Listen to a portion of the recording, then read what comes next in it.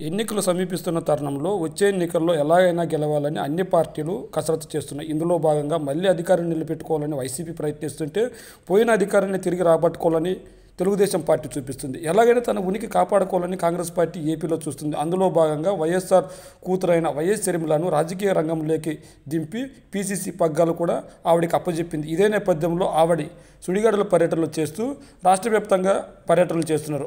ఎక్కడికక్కడ కాంగ్రెస్ కార్యకర్తలందరినీ ఒక చోటుకు చేర్చి మమ్మల్ని గెలిపేండు, మీకు మంచి చేస్తామని చెప్పి ఆవిడ పర్యటనలు చేస్తుంది. ఇందులో భాగంగానే కాంగ్రెస్ తరఫున వైఎస్ సునీత కానీ వైఎస్ సునీత తల్లి కానీ పోటీ చేస్తారని ప్రచారం అయితే జరిగింది. కానీ వైఎస్ సునీత బిగ్ షాక్ ఇచ్చింది వైఎస్ షర్మిలకు. ఎందుకంటే వైఎస్ సునీత కాంగ్రెస్ పార్టీ తరపున నిలబడేది లేదని చెప్పేసినట్లుంది. ఎందుకంటే కాంగ్రెస్ తరపున కనుక పోటీ చేస్తే డిపాజిట్లు కూడా రావని వాళ్ళకు కూడా తెలుసు. ఈ నేపథ్యంలో కాంగ్రెస్ పార్టీ తరపున పోటీ చేసి మర్యాద పోగొట్టుకునే కంటే సైలెంట్గా ఉండడం మేలని వైఎస్ సునీత తల్లి భావిస్తున్నారు. ఇందులో భాగంగా టీడీపీలో కూడా పార్టీ టికెట్ ఆశిస్తున్నట్లు తెలుస్తుంది.